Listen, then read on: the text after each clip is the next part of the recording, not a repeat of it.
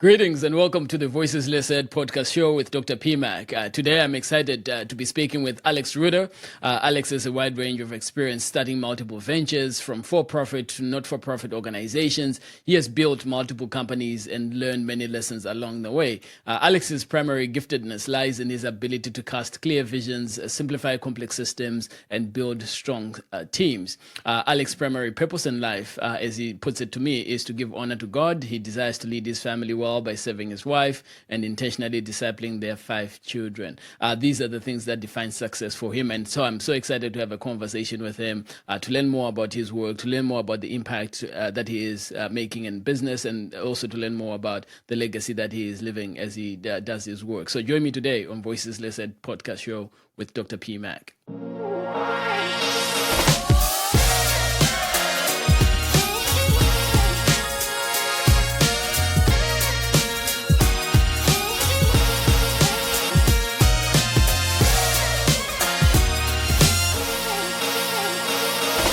So, Alex, I'm always, just, talking to you earlier on about just the different things that you've been working on.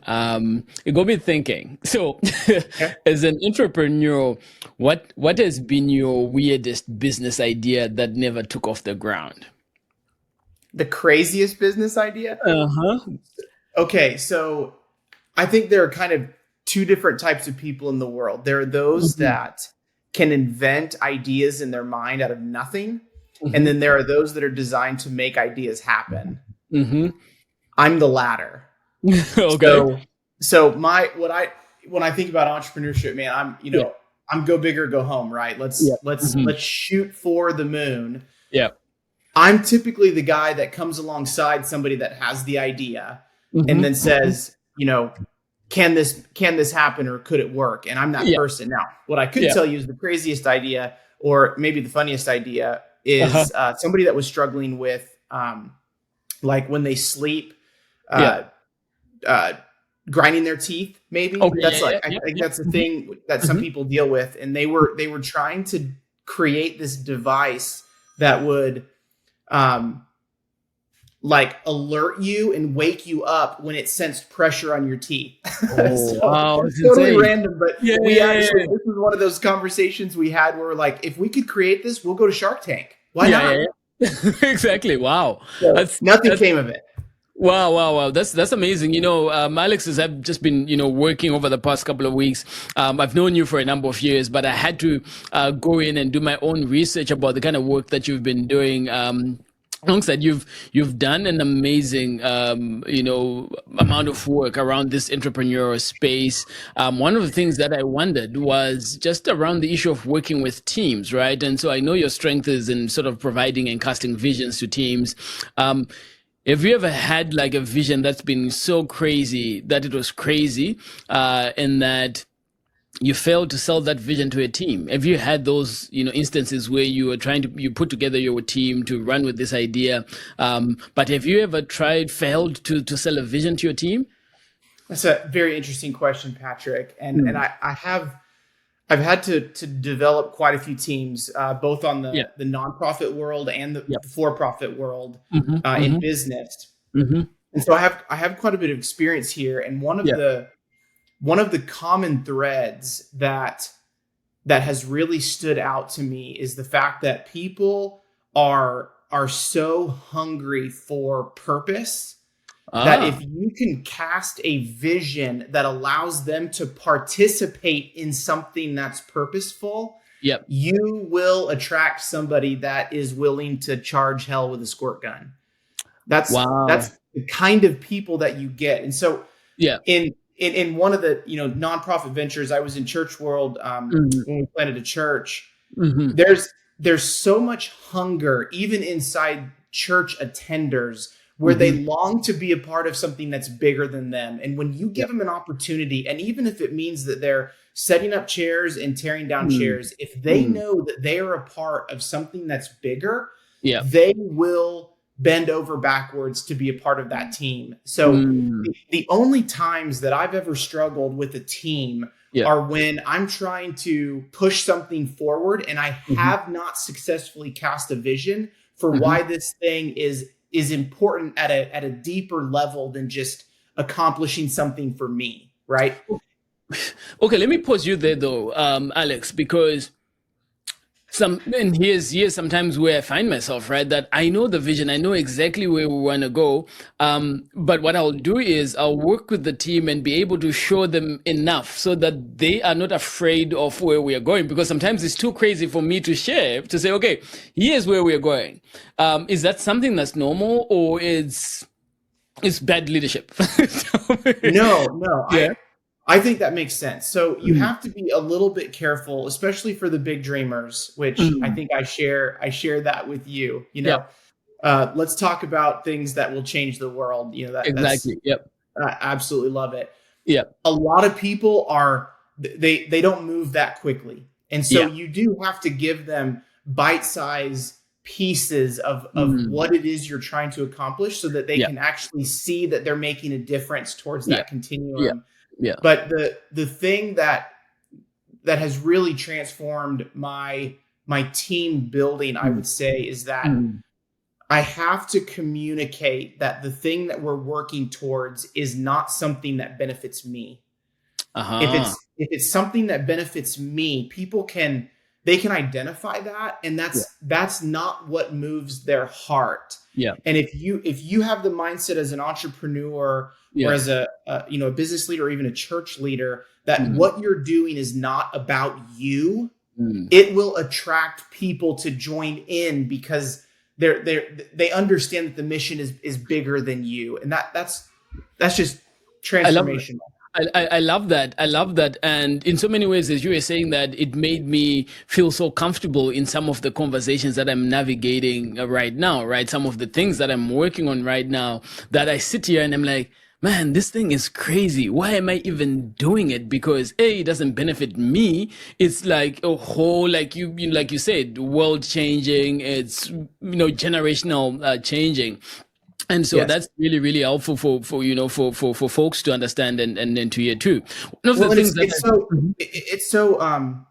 it's not how normal people operate, because most people are they're concerned with the next thing that they have for them, and they're building their own whatever it is, not kingdom necessarily, but we're always trying to accomplish things for ourselves, and that's normal. It's not like that is a selfish thing, or that you need to feel bad about doing that for yourself. But when you're trying to cast a vision and move somebody towards a movement, you have to make it bigger than you. And when you do, you kind of set yourself apart from how most people operate.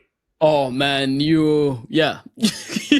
I didn't think this conversation would go this way, but you're speaking into certain things that are going on in my life right now, and I'm like, man, this is crazy. And so this week I sat with something that, because I was trying to just review the things that I'm working on, I'm like, this is crazy. And then the thought popped up in my head, and I did a short video about it, that doing things that matter is hard.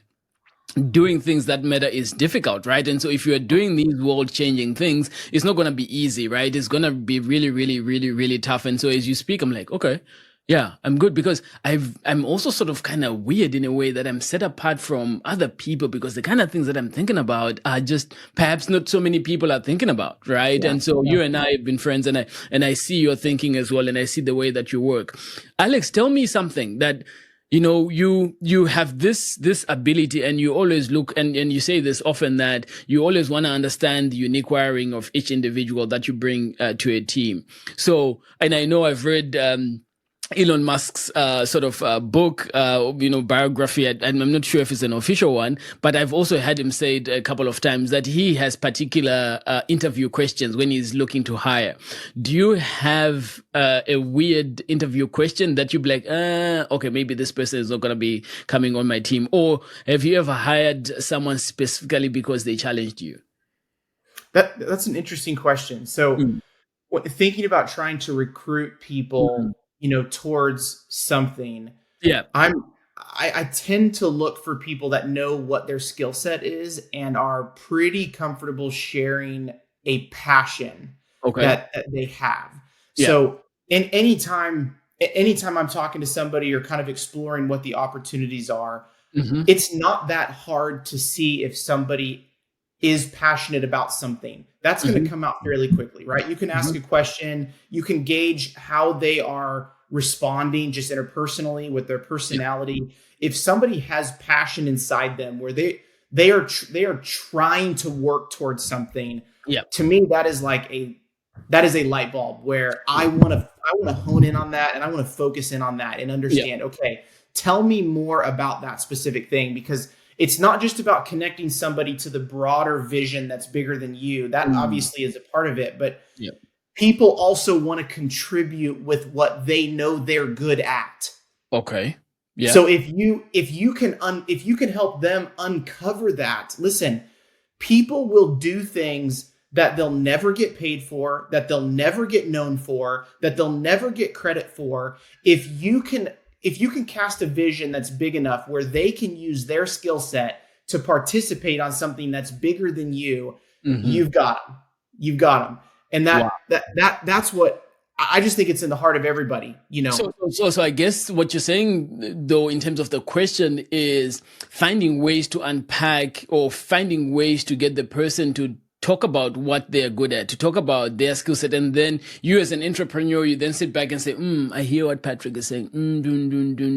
Patrick would be a perfect fit for this particular part of the business that I'm trying to build. Yeah. You know, I'd say I was going to lunch earlier this week with a new acquaintance and a younger guy. And I didn't know kind of his religious background or anything. We were just kind of shooting the breeze at the beginning as we normally do. And early on in the conversation, I said, hey, I want to ask you a deep question. Can I? Just to get permission from him. And the first thing I said was, I said, Landon, why are you on this planet? Whoa. Yeah. He's 18 or 19 years old. You know, he doesn't have a big understanding of what it means to be an adult or any of that. But I wanted to understand from the very beginning, I'm here to have a conversation with you, and I care about you enough to know what's really going on underneath.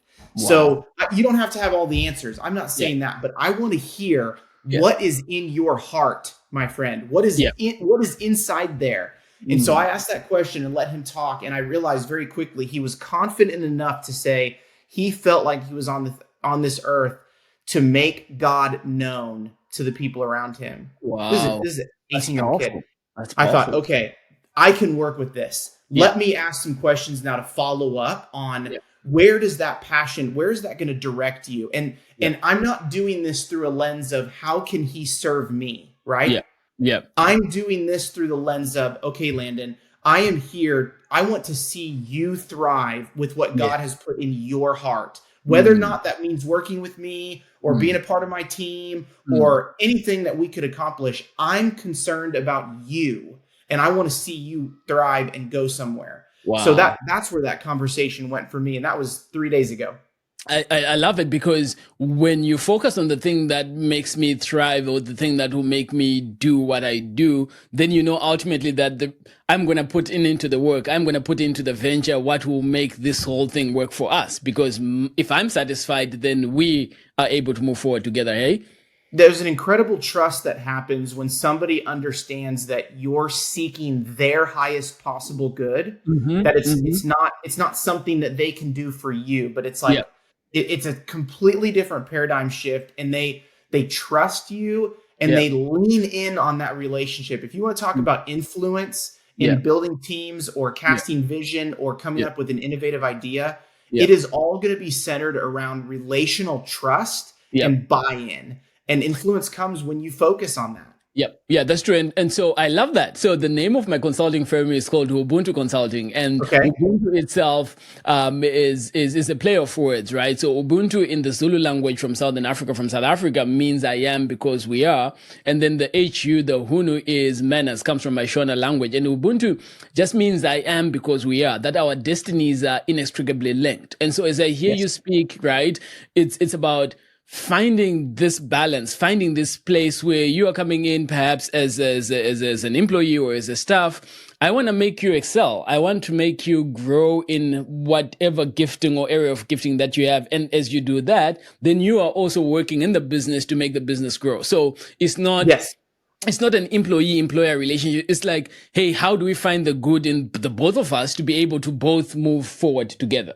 Yes. right? Can you imagine? Can you imagine what would happen in just envision a publicly traded company, Yeah. somewhere that is, thousands of staff. There's an executive team, Mm. significant wealth that's being built, and you have all these executives that have very specific jobs. They know what they need Mm. to do. Mm. It's calculated to some extent. Yeah. Can you imagine if an executive in a company like that took took his mindset and flipped it on its head and Mm. actually began to ask the question, what is it that I could do to help all of these people that are underneath me Mm. thrive, Mm. even if it means that they're not serving my mission? Mm. If you can communicate that Mm. and you become known for, listen, I'm here to care about you. I'm here to understand what your best pathway Yeah. is. Once people can recognize that in you, Yeah. they will become devoted team players that are a part of your mission Mm. moving Mm. forward because you initially made it not about you. I think it could transform leadership, across the world if the leaders had Yeah. that type of mindset. Yeah. That's amazing, right? So I think of servant leadership. I think of this concept of, hey, I'm here not as number one, but I'm here as the first among equals. I'm here to serve you as we serve this mission, right? Yeah.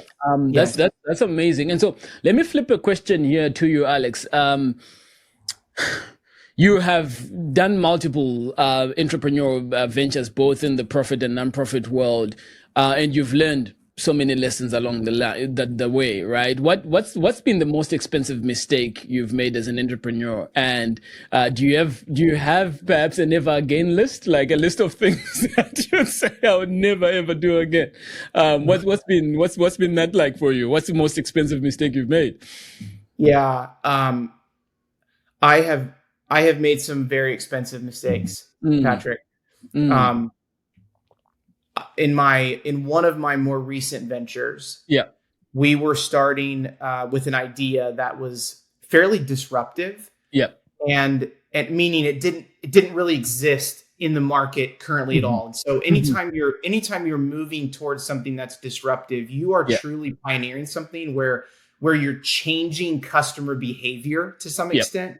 yeah, And when you intend to do that, it can become very expensive and kind of a black hole, if you yeah, will. yeah. And so though we have not, completed that particular venture, Mm, throughout the course of that, we raised, somewhere between 18 and 20 million dollars on that okay. venture Hmm. to Hmm. to pioneer this disruptive Yeah, idea. And yeah, the most of the initial plans that we had did yep. not end up working as we had intended Wow. them to. And Yep. so as you have to digest some of those things, there's Yeah, all these decisions that come up as to, wow, should I have done this yeah, differently? yeah, Could we have saved money on this, side yeah, of things? And yeah, and those are helpful questions to ask, of course, but you can dive into it very deeply to yeah, a point where it's unhelpful. yeah, yeah. And True, true, true. if you look at this from the outside, you can say, wow, that Alex, that was a really expensive MBA. Yeah, And yeah, and that is partially true, but yeah, at the same time, I wouldn't say that I regret it. So yeah, your question there is, are there things that you wouldn't do? Like, I'm never going yeah. to do it again. The answer to that question is unequivocally yes. Now Yeah, there's some details behind that. So the industry that I was in was a yeah, retail yeah, e-commerce, yeah, fairly low margin yeah, business, very high capital yeah, expenditure, yeah, expensive to scale, high yeah, infrastructure. yeah, So you look at all these things and you think, wow, I checked the box of every hard thing that you yeah, shouldn't do. yeah, And so, looking back on that, I think, all right, I have learned a ton from this, and yeah. it has not squelched my desire to pioneer new things, but it has absolutely given me wisdom Alex, that it, I maybe Alex, didn't ask for. Alex, it does not quench that desire. I mean, I know, and I'll I'll just say a statement and we don't have to dive deep into it, but you've moved from this sort of $20 million idea, et cetera, et cetera. And, in conversations you and I are having, you're working on this $100 million idea. That failure did not quench. In fact, maybe it added gas into the fire, into your entrepreneurial fire. Oh my goodness. So just last night we had someone over here at our house and we were talking about building a multi-generational 100-year vision for our family. That's what we were talking about. Could we write down a 100-year vision for our family so that we, our children's children would carry that vision on? Yes. And one of the stories that was shared, it was so powerful. I just wanted to tell you really quick because it made me think of this. It was a story that a kid in school was asked to write an essay describing what their life would look like in 40 years. And so he wrote this essay and he said, I'm going to own, a 200-acre ranch. I want there to be, horses on here. He just listed all these things, right, that he had in his mind. He built all the buildings. He sketched out the floor plans. Like he had all these things in mind. Yeah. Well, he turns in his paper, and then when he gets it back from the teacher gives him an F and says, "Please see me after class." And so this kid goes, to the teacher after class, and the teacher says, "I'm sorry I had to give you an F, but I need you to write a realistic dream. Please come back to me and write something that is attainable for you in your life." What? And so the kid goes home and talks to his dad, and his dad tells him, without very much advice, says, "Son, this is one of the most important responses that you'll have. And so I want you to think deeply before you respond." Didn't really tell him what to do or how to do it or anything like that. Yeah. This kid, a week later, turns back in the paper and has not changed one sentence in the whole paper. What was the question? And at the very bottom, it says, "You keep your F. I'll keep my dream." Wow. And I absolutely love the story because we need dreamers. I believe God puts dreams in people's hearts, and God is a God of miracles. If you look at the stories of Scripture, God asks his people to do things that do not make sense and that are unattainable, right? In the natural, they're unattainable, right? March around a city and shout. Right? I mean, unattainable things. Or you strike your rod against a rock and what will come out? What? Yes, it's unattainable things. So we got to have people that are willing to dream big dreams. Do not let people crush those dreams. Right? God put them in your heart.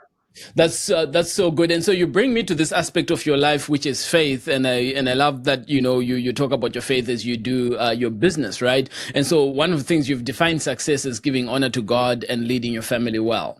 Now, let's take a step back. When did you realize that the traditional business metrics, right, net worth and all of that, weren't enough for you? That you needed to, sort of honor God, lead your family well as a success metric. When did you get that? This is more important than the traditional metrics of success. Yeah, I would say that transitioned for me probably close to 16 years old. Okay. God really got a hold of me about that time. And I grew up in the church. My parents were faithful in helping teach me all of that. And I was grateful. They did an incredible job. But at some point in every person's life, there are decisions you have to make personally as to whether or not you're going to follow that on your own or if you're just going to follow the faith, that you're told, right? Yeah. So I had to make a conscious decision for myself. And that happened for me about the age of 16. And as I read through Scripture, I saw some common themes in there where God does not promise success to his followers. He does not promise ease, right? He does not. I mean, look at the life of Jesus himself. Yeah. Most of us would not aspire to that. Yeah. You never have a home, kind of wandering, just that's not what we think of when we think of building success. Now, I don't think that God, doesn't want that for us either, but you have to understand that woven through the gospel is this understanding that life will be hard. Mm-hmm. And just because we're experiencing something hard that doesn't make sense to us does not inherently mean that God is not in it. Mm-hmm. Mm-hmm. God has revealed who he is through scripture, which is above and bigger than the things that you're going through. So I'm completely convinced that within Christianity is the only time where you're going to find people that are suffering and joyful.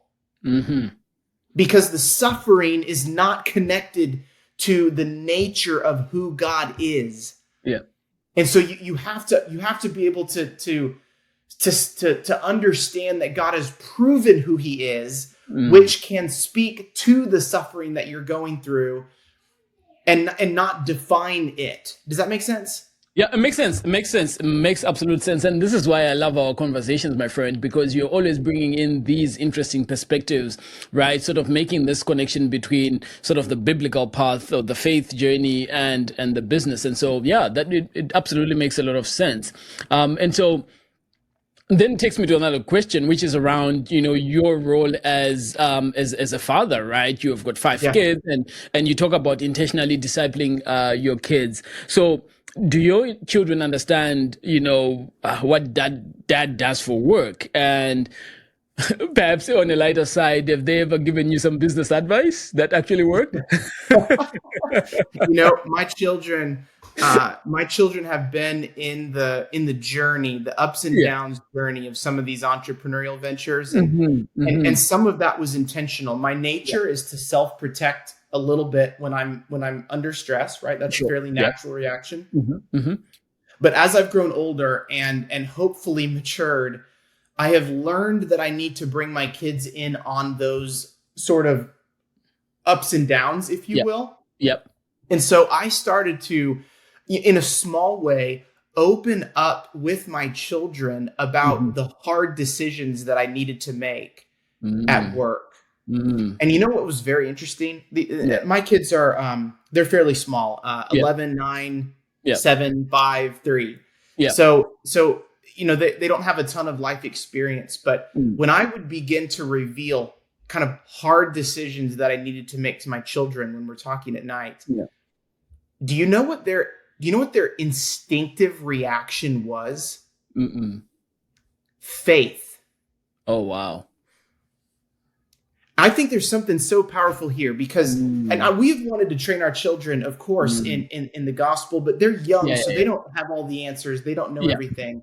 There's something in a kid, right? We talk about childlike faith. There's something in a kid that is willing to trust. They trust you as your parents. They, it's in them to do that. And so when I would come and I would say, guys, I don't know, I have to raise X amount of dollars, right? I don't know where it's going to come from or how we're going to be able to do it and keep the lights on. And they would say, Dad, we can trust. Wow. You're going to figure it out. God's going to make a way. And in those times, it was my kids were teaching me things when I was just trying to lead them, right?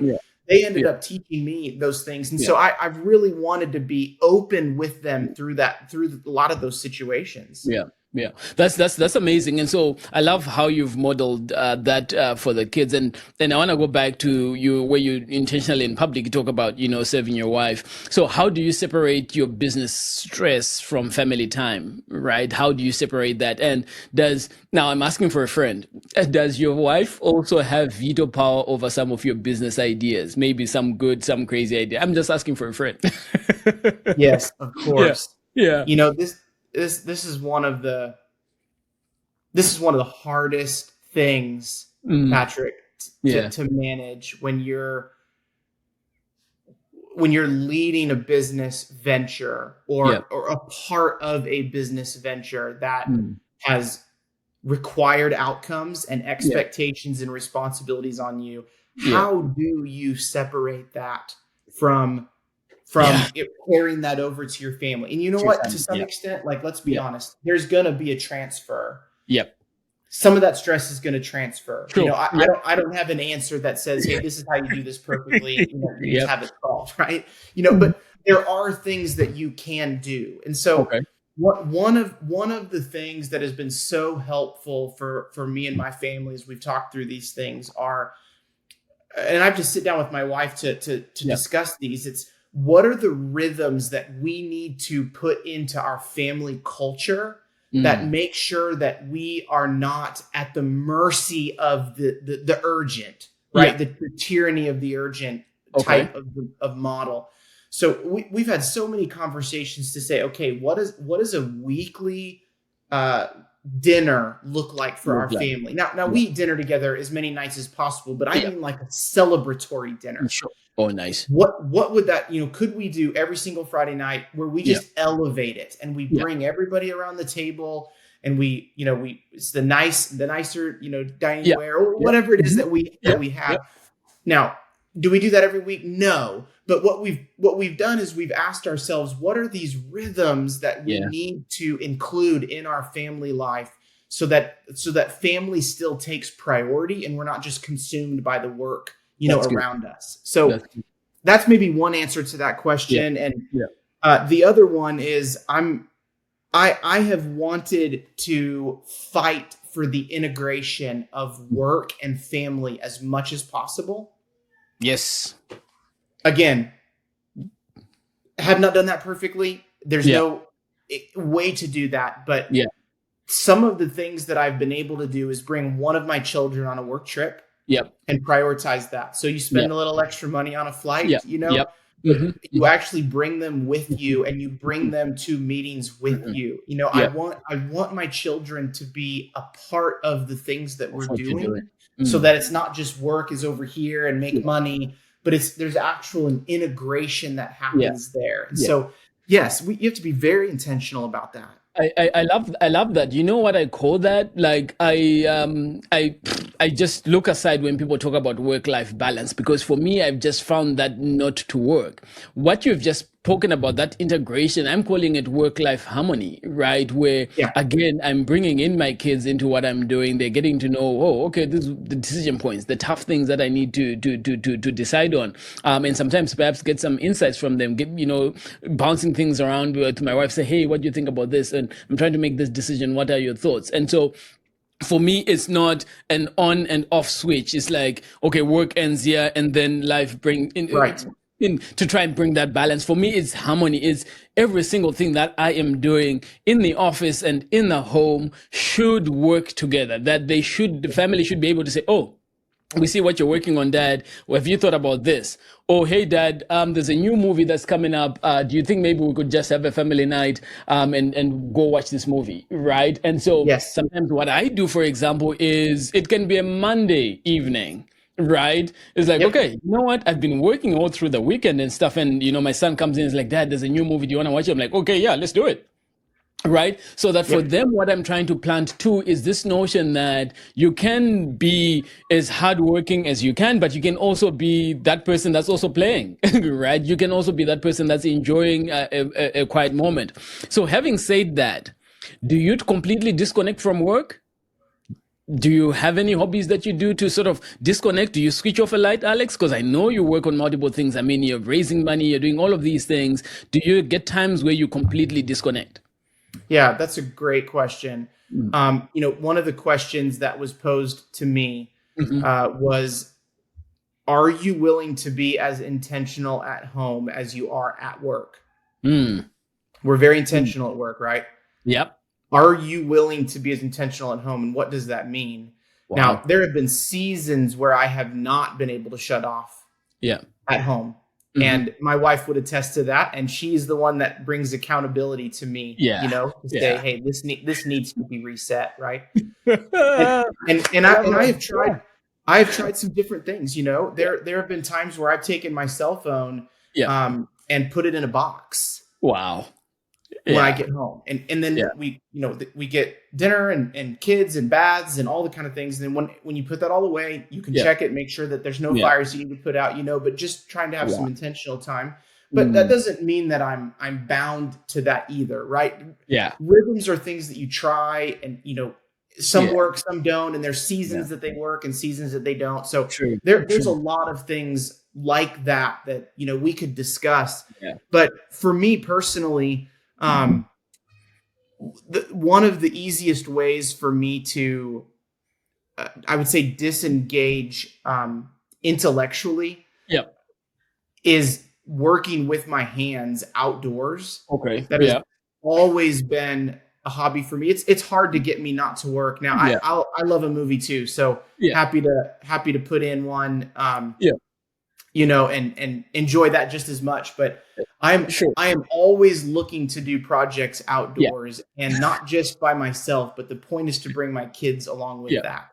Yeah. So, I mean, you make me feel like I'm normal, so I'm in good company. Good. That's great. One of the things that I tried doing, and I've never shared about this publicly on any of my podcasts, was a couple of months back, I was challenged by my wife. She was like, "Hey, dude, you need to disconnect." I was like, "Okay.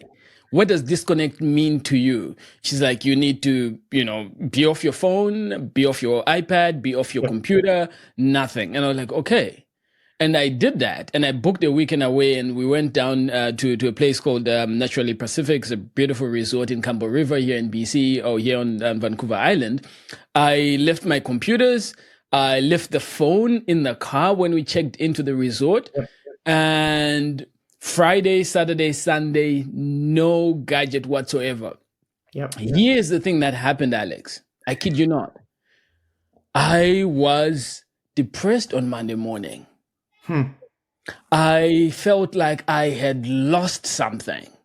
Okay. I felt this deep void. And I couldn't explain it the whole Monday when I was back in the office. I couldn't explain it. And then just as I was about getting ready to move out of the office and go into a different space, it was like, voila, you disrupted your work-life harmony. Your work-life harmony is such that you'll have your phone with you. I consider some of the things that I do as a juggler, right? In a circus act, that I keep all the balls in the air, right? And so I just provide enough attention, sufficient attention to make sure that I'm not dropping on anything. And that particular weekend, I was not looking at anything, so everything had fallen down. Sure. Yep. So this is why I'm asking you about, do you get to completely disconnect as an entrepreneur? Or do you, have things in the back of your minds, have your board meetings? I have board meetings with myself all the time. I'm like, okay, right. Because I try and find this.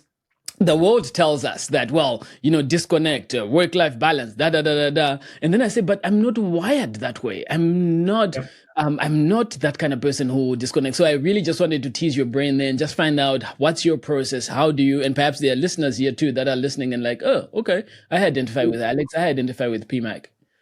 This is a really interesting question to flesh out, because there's so much content to consume. There's so many books to read. There's so much, and there's people are kind of pushing you towards one thing or another that they've done in their own life. And sometimes it can be very overwhelming. And so you'll hear people that say, hey, for 24 hours every single week, you need to turn your phone off and go completely dark, and then every 3 months you need to take a week. And sometimes when I hear those things, I can get very overwhelmed because I'm not really wired that way. Right. Yeah. And so what I've had to learn is, okay, let's chew out the meat, spit out the bones. What is the value that I need to learn here that I could practice that would level up my family? And when you answer that question, it is okay if that looks different for you in this season than it does for somebody else, or what it might look for you, in a couple of years from now. So here's what I'll tell you. There was a time in my life where I shut my phone off for a week. It's not really my nature. I literally shut it off for a week. I told everybody to contact my wife if they needed me. And was that a good experience? Yes, that was a great experience. Now, can I do that every 3 months or every vacation? No, I am not wired that way. Are there times where I do need to shut off for a weekend? Yes, and I can learn something. But do not be so overwhelmed that you have to conform your life to fit what you think somebody else wants it to look like. Understand the value that they're trying to communicate, which is disconnection is helpful. Prioritize your relationship with your wife. Are you spending time in silence and solitude? Those are the things that you need to begin to practice and implement But Yeah. how that looks for you, Patrick, is okay if it's different than someone else. I love it. I love it. And so listeners, it's okay for you to maintain that practice or that habit that's different from other people. Alex, we're coming up to our time, but I've got two questions that I wouldn't let you go without answering. The first one is, we've spoken in the past couple of minutes just about, your focus on family and faith over the traditional sort of metrics of success. If your kids were to remember only three things about how you lived your life, how you lived your life. What would you want these questions? What would you want these three things to be? Okay. The first one would be that in every situation that I found myself in, my chief desire was to honor the people around me. Okay. Love it. That's number one. Yep. I want my life to be known for that. That again doesn't mean that I got it right every time. It doesn't mean that I made mistakes or that I never offended somebody, right? That's not what I'm saying. What I'm saying is for my own walk with the Lord. Yeah. I want to have peace to know that my heart's desire was to honor the people around me. Okay. Whether they felt that or not. So that was number one. Yeah. Let's see here. Top of my head, right? Number two, I would say that I want people to know that I pursued the things that God has given me. I've pursued them with 100% passion. Mm-hmm. It would be a travesty for me to get to the end of my life and discover that God had given me some gifts or resources that I did not use. Oh man. I hate it, Patrick. Alex, I was talking about that on Tuesday in our small group meeting, and I said, the thing that keeps me going intensely like this is I would hate to get to heaven and see that I missed it. And see that I missed a gift, I missed a talent, I missed a moment that I was supposed to reach out to someone because I was being selfish about how I was spending my time. That's right. Yep, absolutely. Wow. That is a driving force for me in my life. Mm-hmm. It is a driving force for me. The third one, I was thinking of a couple different things of how I would boil this down, but I would say that the third one is that I want people to speak of me, and I want my kids to speak of me that I pursued obedience and faithfulness. I believe all throughout Scripture, you see that obedience is the pathway towards blessing. Mm-hmm. Blessing lives in the land of obedience. One of my coaches used to tell me all the time. And so this is not about making the right decisions. It's not about doing everything right. It's not about never failing, right? That's not, God doesn't ask us to do that. That's not the standard. The standard is, the question is, have you been faithful with what I've given you? And have you been obedient? Yeah. That matters to me almost more than anything else. Wow. So I don't know if those are in the right order necessarily, but those are really, really powerful and so helpful for me to reflect on, and I'm sure for my listeners to reflect on. Last question. If you have to have dinner with three people, alive or dead, who would they be and why? Three people. Yep. Okay, so first person that comes to my mind is Francis Chan. Mm-hmm. I would absolutely love to go to dinner with Francis Chan. Okay. There is a level of humility that I see in Francis that is very rare in people.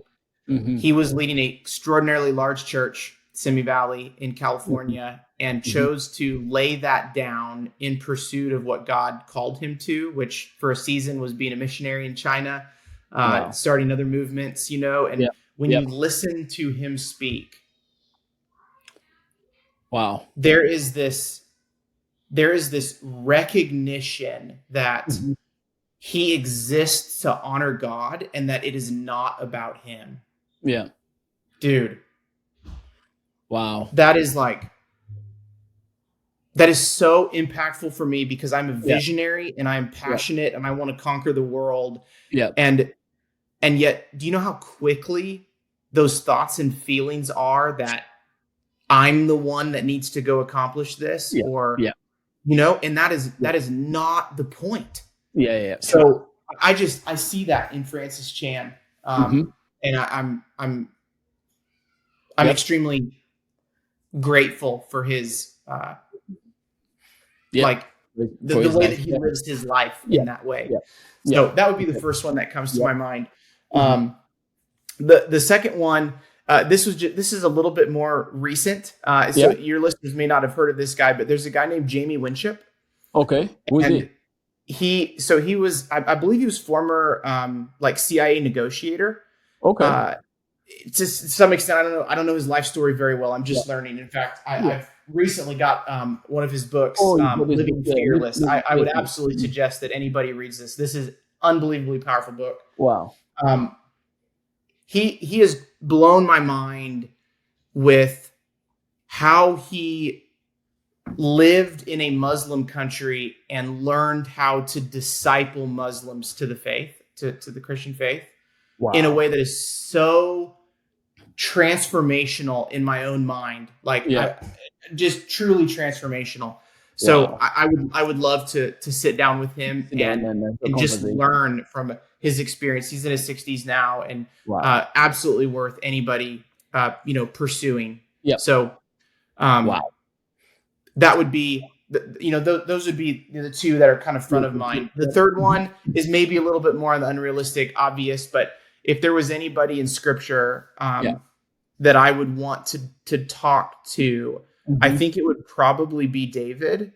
And you could give an answer for almost any character in Scripture as to why you'd want to speak to them. But David made some horrible decisions in his life. And by our standards, he should have no credentials.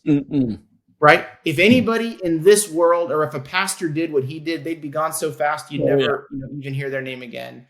David was a man after God's own heart. And I would love to understand how he lived this. I'm a sinner and I'm a horrible sinner, and I'm going to pursue God with everything that I have. That's just so impactful for me. I mean, your list is so amazing. Again, always gives me insights into just this quest for knowledge and understanding that you have every single time. Alex Ruhter, thank you so much for joining me on Voices Listed with Dr. PMak.